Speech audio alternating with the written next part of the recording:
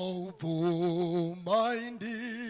fambenemi sezakaye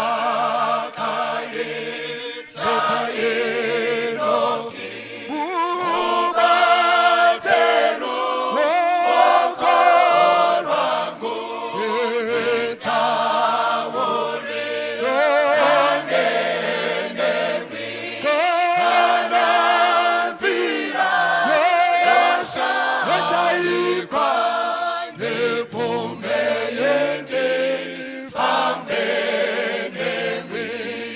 ande aminambo fambenega otorere kovota erawoya kateiwa vavengiwa vanodieta ese aya mata ambuto tenzi pomainge fambenemi kote mande pazororo shepa sirse sheloa hanando dinazo famba ekushina kota kura mochijiko nakarani onesioni tenzi pomainge fambenemi kuti mandi pazororo izo shepa sisi shinoa hawenando uninazo famba nekushina kota kura uchinjiko nakarani onesioni tenzi pomaingi fambenemi.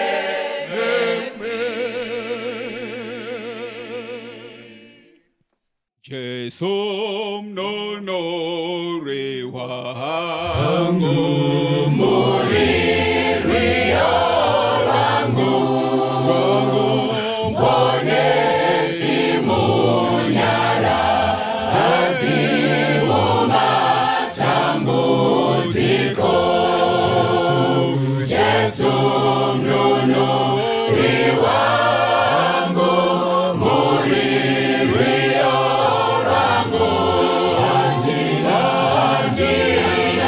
imwea ama ino bina imwi muri chishangu changu penyu ese kananda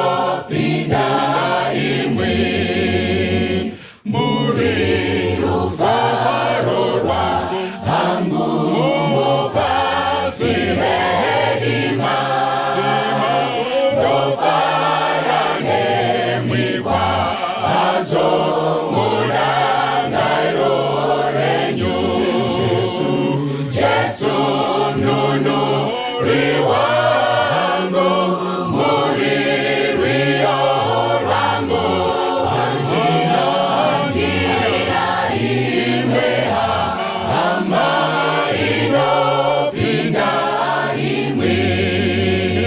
Jesu mnunuri wangu, mulirio wangu, andira imwe hama inopinda imwe. Kwaziwai vana vaMwari muzita raJesu. Toda kutenda Mwari chose nemhaka yokutisanganisa munguva dzino tichinzwa zvobukuru hwake. Toda kutarira imwe nyaya mukati mamangwanani anhasi ine chemusoro chinoti icho nhamo navarume veNinevha. Nhamo navarume veNinevha. Toda kupinda mukati meshoko raMwari mubhuku raMatiyo chapter 12 pavhesi ya 38 tichinowira pana vhesi ya 41. Vhesi ya 38. Zvino vamwe vanyori navaFarisi vakapindura vakati, Eka, mudzidzisi, eka, tinoda kuona chiratidzo kwamuri. ya, Akapindura akati kwavari, amen, rudzi rwakaipa rwokupohwe runotsvaka chiratidzo, asi haringapiwi chiratidzo, asi chiratidzo chouprofita Jona. doa, Nokuti Jona sezvaakava mudumbu rehove amen, mazuva 3 nousiku 3, amen, saizvozvo mwanakomana womunhu uchava mumwoyo wenyika amen, mazuva 3 nousiku 3. eka, dzikai nayo. Verse 41. Vhesi ya 41. Varume veNinevha vachasimuka pakutongwa Amen, norudzi urwu, amen, vacharumba mhosva doa, nokuti vakatendeuka nokuparidza kwaJona. Tarirai, mukuru kuna Jona uri pano. tinotenda Mwari vakomborere kuverengwa kweshoko ravo. Kana uchidzidza nyaya iyi uchaona kuti Jesu anga atanga iri mharidzo achitaura kuti iko usingaunganidzi neni unoparadza, achitaura nyaya yamashoko kuti shoko rinobuda mumuromo moumwe nomumwe ishoko rinobva pane zviri pamwoyo wake. Kana muromo ukaburitsa zvakanaka, zviri pamwoyo ndo zvakanaka. Muromo ukaburitsa zvakaipa, zviri pamwoyo ndo zvakaipa. Anoti achirova nyaya iyi, vamwe vaFarisi nevanyori vokona kugutsikana nemharidzo, voti hatidi mharidzo chete, Jesu tiratidzei chiratidzo. Variko vanhu vasingangogutsikani nemharidzo, vanoda kuti kana pakamboparidziwa pombowiwa pomboitika zviratidzo, pakaparidziwa pomboitika zvimwe zvisingahwisisiki. Havatendi mumharidzo. Ndo zvakanga zvakaita vaFarisi navanyori. Vanoti Jesu mharidzo taiwa, but iko zvino mambofamba nemharidzo, chiuyai kamutipewo chiratidzo. Jesu obva atiye rudzi gwakaipa, rudzi gwovupombwe. Iwaika vanhu vaMwari, anoda kuvhura chechi mazuva ano anotanga nokuisa mberi zviratidzo. Oti iko zviratidzo zvezvakati, oti zviratidzo zvezvakati. Inyaya yokuti pamazuva avo edu sezvazvaiva pamazuva avaFarisi, vanhu vakanga vachitenda muzviratidzo kupfuura mharidzo. Ndo zvakanga zvakaitavo navaFarisi. Vanti zvemharidzo taneta, takudavo zviratidzo, toda kumbowa, toda kumbobahwa, toda kumboitwa zvimwe tione kuti pane mweya waMwari. Aiwa, waMwari kana Jesu aripo anongoita mharidzo. Vanhu vanofanira kutenda mumharidzo.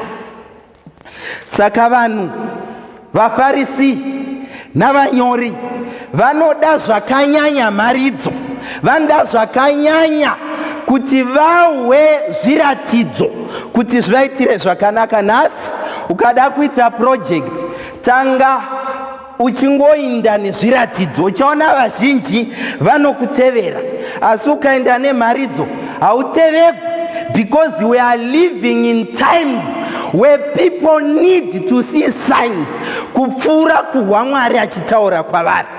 Saka Jesu anotiye, kana mweya uchinge wasvika muchava vaparidzi.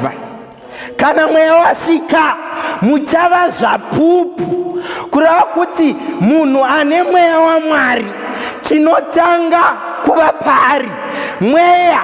Kana mweya wapamusoro pake anofamba nemharidzo, famba nemharidzo. Meno enyu pamazuva enyu mukada zviratidzo zvakanyanya kupfuura mharidzo dzaMwari, munorashwa vanhu vaMwari. Zvikanziko vakativo vataura zvechiratidzo, Jesu ndokubva apindura zvikanzi rudzi rwakaipa, rudzi rwovupombwe gunotsvaka chiratidzo. Rudzi rwakaipa, rudzi rwovupombwe gunotsvaka chiratidzo. Hamuna kudziwa here nyaya dzinoitika kuzviratidzo? Handigoni kurondedzerai dzose, but kuipa novupombwe kuripo. Saka Jesu anozoti, handina chiratidzo chikuru chandichakuratidzai kunze kwechiratidzo chomuprofita Jona. SaJona zvaakanga ari mudumbu rehove mazuva 3 nousiku 3 ndozvichaita mwanakomana womunhu. Iwai vanhu vaMwari, saini vakanga vanayo, but vaida imwe inopfuura yokuva naJesu.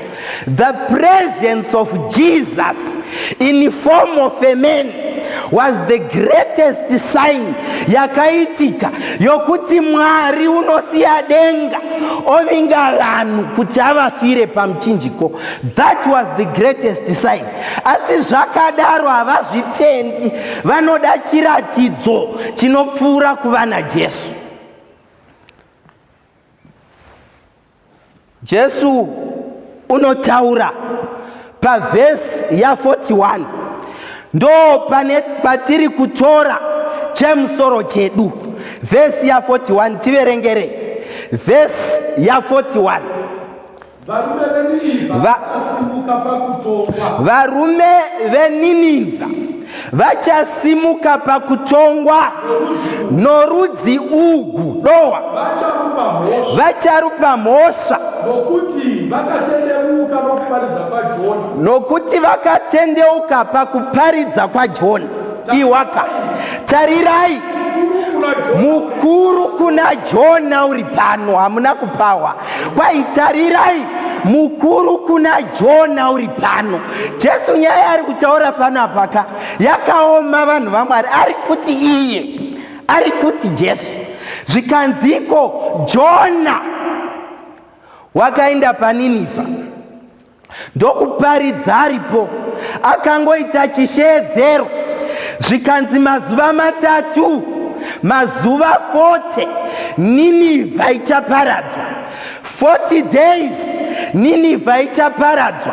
Akatenderera achisheedzera kuti kwasara nguva shoma Ninivha ichaparadzwa. Ukaverenga nyaya iyi zvakanaka uchaona kuti makachemewa, vanhu vachichema zvivi zvavo, kusvika mambo ari atora mharidzo ava mberi nayo achinda nayo akati ngakutsanyiwe. Vanhu vakatendeuka zvechokwadi, vakatendeuka paNinivha, vaparidzigwa naJona, chisikwa chakasikwa naMwari.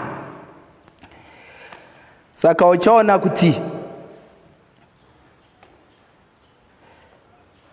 pamazuva edu, pamazuva avaFarisi, Jesu ari kutaura ari iye musiki waJona akatendeutsa hama dzokuNinevha. Jesu ari kutaura ari mukuru kuna Jona, akatendeutsa vazhinji paNinevha. Jesu ari kuti iye dei zvaita kuti rutongo pachagariwa pasi, dei zvaita kana kuri kutonga rudzi rwamaFarisi nerudzi rwavanyori, ndichatendera kuti ndimbogara pasi. Varume veNinevha vosumuka votanga kudhila nerudzi, because nyaya iripoka ndeyekuti ivo vari kuti ivo, how dare you, mune zvivindi rudzi imi vanhu, zvekuti isu takatoparidzigwa naJona, hatina kuhwa zvaJesu, isu hatina kumbozviwa, takaparidzigwa naJona chisikwa tikatendeuka. Imi zvivindi zvenyu ndezvei zvekuti Jesu unorarama ari pakati penyu, asi moramba mune mwoyo mukukutu.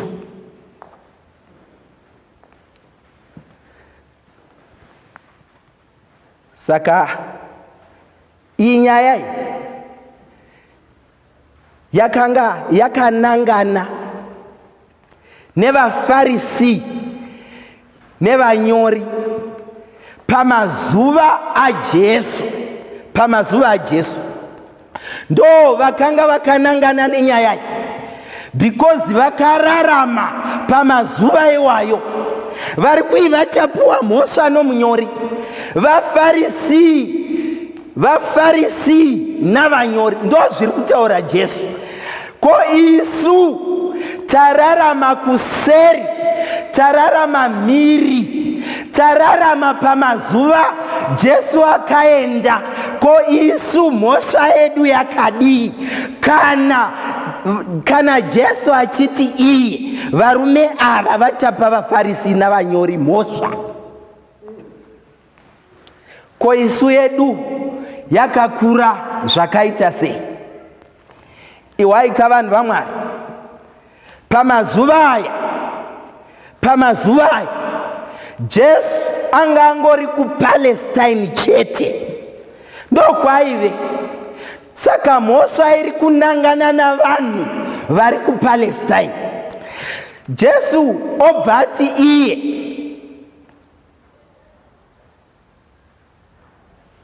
it is a disadvantage kuti muve neni. Muripo here vanhu vaMwari? It is a disadvantage kuti muve neni panyama. That is a disadvantage. Saka pana John chapter 16 pavhesi ya 7 Jesu ane zvaanotaura. Dowa, asi ini ndinokuudzai chokwadi, ndinoda kukutaurirai chokwadi. Kana ndichiti zviri nani kwamuri kuti ndiende, nokuti kana ndisingaendi munyaradzi haangavuyi kwamuri, asi kana ndaenda ndichamutumira kwamuri. So it was a disadvantage to have Jesus in physical being. Ari kuti iye kana ndikange ndinemi mweya mutsvene haangavuyi, ndinofanira kuti ndikwidze vakomana. Kana ndichinge ndakwidza mweya mutsvene obva auya. Sangano ngariti amen. Because mweya pari kuuya ka haasi kungonanga Palestine chete, ari kunanga muZimbabwe, kukwekwe ari kusvika, kugokwe ari kusvika, kuHarare ari kusvika, kwese kwese mweya mutsvene tinaye nguva dzose, tinaye. Saka mweya mutsvene ari kungoshanda zvaakanga achiita pamazuva aJesu, but this time around ari kuuya in form yomweya, akazara kwese kwese, mweya tinaye. Saka it was a disadvantage. Taigona kupukunyuka kana varume veNinive vachipa vaFarisi nevanyori mhosva, because mhosva yacho yakangonangana nevagari nevose vari kuPalestine. But Jesu achinge akwidza aenda, nhamo yedu ndeiyi yekuti mweya ari pakati pedu tinongoramba tine mwoyo mukukutu. Jesu antiye kana mweya uyu achinge avuya uchakutungamirirai muzvokwadi yose. Kana mweya uyu achinge avuya uchakuratidzai, uchakuyevudzirai zvose zvandakakudzidzisai. Kana mweya uyu achinge avuya uchaita zvose zvinoita kuti vanhu vaMwari vaponesewe. Ndosaka iko zvino uchiti ukakwidza ukaenda paFacebook unowana mharidzo dziripo dzakakumirira, ukaenda paWhatsApp unowana mharidzo dziripo dzakakumirira, ukaenda kuInstagram unowana dziripo dzakakumirira. Ndiwe chete unosarudza kutsamwisa mweya. Kuti zvemweya zviripo unozvitora wozviisa kudivi, wotanga kuona vanhu vakashama, wotanga kuona magrupu anotaugwa zvisina basa, wotanga kuona zvinhu zvisina ruponeso. Mweya achikutsvaka, achikusenerera kuti akuponese. Oziva Jesu pana Matthew chapter 12 verse ya 31, chapter imwe cheteyo, anoti kana kune chivi chisingagoni kuregeregwa, chivi chokutsamwisa mweya. Pamazuva edu vanhu vaMwari, mweya uri kutitsvaka kuti utiponese. Pamazuva edu Mwari uri kutitsvaka kuti tiwane ruponeso. Nhamo yedu ndo nhamo yavaFarisi yokumhanyira zviratidzo. waMwari hauna zvaunomboita, unongotuma vanhu kuti vaparidze, ende inobva yatobuda pachena kuti kana muchinge matoinda muri bhizi kuparidza, zviratidzo ndo zvinototevera. Zvinotevera mweya. Ko zvinowa nhasi mweya watinoona mazuvano ndokuti unokandwa uchiudzwa pokuenda, kuti apo hapana wakashota, apo panoda kukandwa umwe, apo panoda kukandwa umwe, uchiudziwa uchinzi receive it. But when Jesus addresses the Holy Spirit, anoti when he comes, wedu watakasigwa naJesu anonzi he, but wenyika unonzi it. Kutsamwisa mweya, kuteverera it uchisiya he. Kutsamwisa Mwari, kuteverera it uchisiya he. Saka Jesu ari kuti pano varume veNinive vachagara nemipasi voti nhai vakomana, isu patakararama tatisina zvose zvamunazvo izvi, but patakangohwa takatendeuka kamwe kamwe. Kwai makamboita sei? Munoda kutoregwa nguva refu, munoda kutora nguva refu kuti musvike pakutendeuka.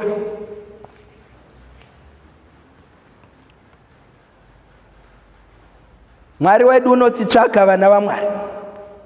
Kana tingada kutiza mhosva yakatimirira kumberi uku, yatinayo pamazuva edu, ngatiraramei tichiziva kuti mweya waMwari uri pakati pedu.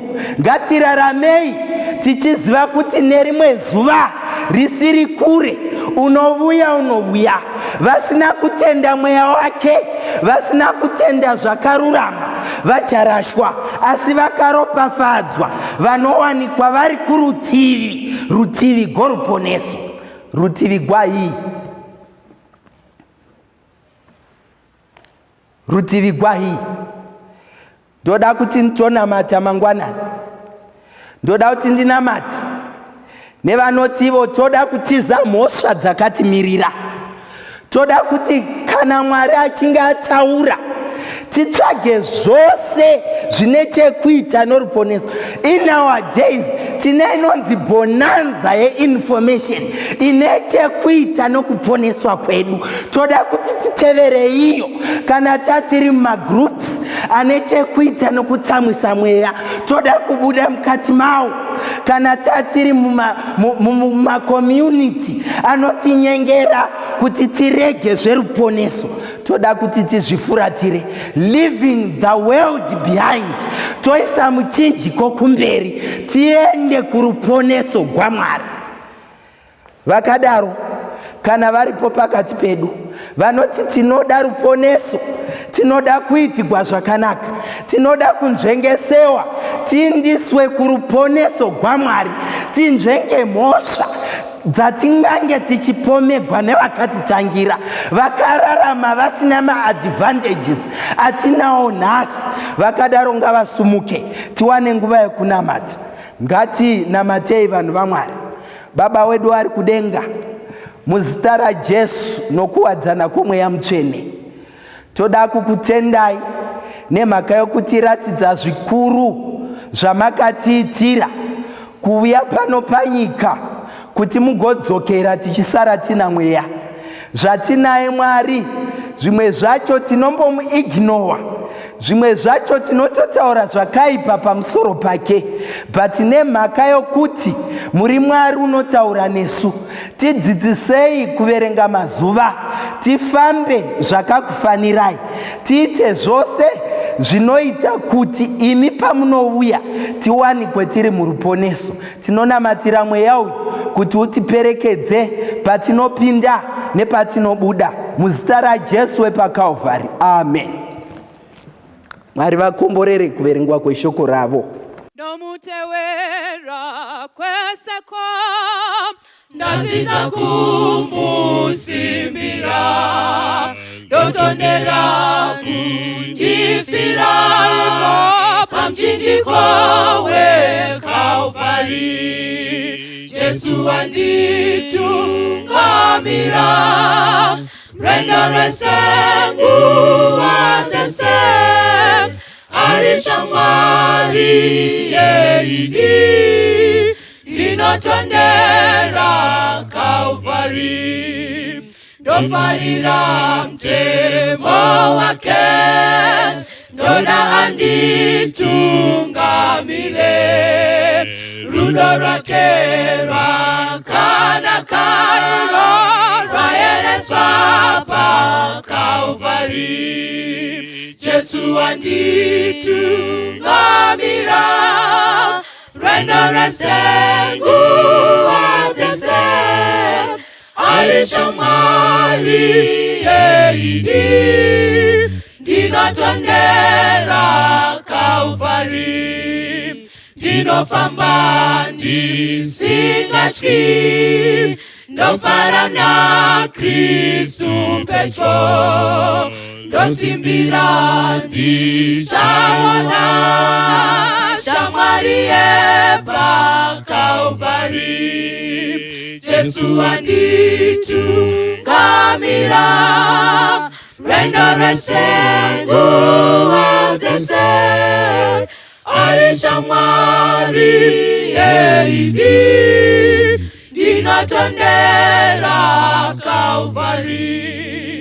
Ndinofamba ndisingatyi, ndofara naKristu pedyo, ndosimbira ndichaona shamwari yepaKalvari.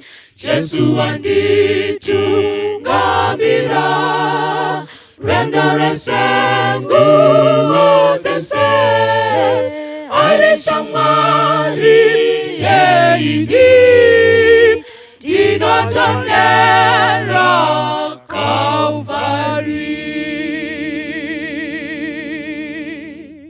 Tanzwa kwenda kisiso, Jesu aponesa, hirozo korahura. Jesu aponesa, ziwisa nyika dzese, kumiri yokwenyanza, tenzi ano huruma, Yesu aponesa, tumira yibanyanza, Yesu aponesa, uzanyi wanyagazi, Yesu aponesa, imani washintua, kanavari banyanza, pasiri chazoriza, Yesu aponesa, imani munamuzo, Yesu aponesa, ngeupe yunerufu, Yesu aponesa, imani nakufawa, moyo unonamuza, indira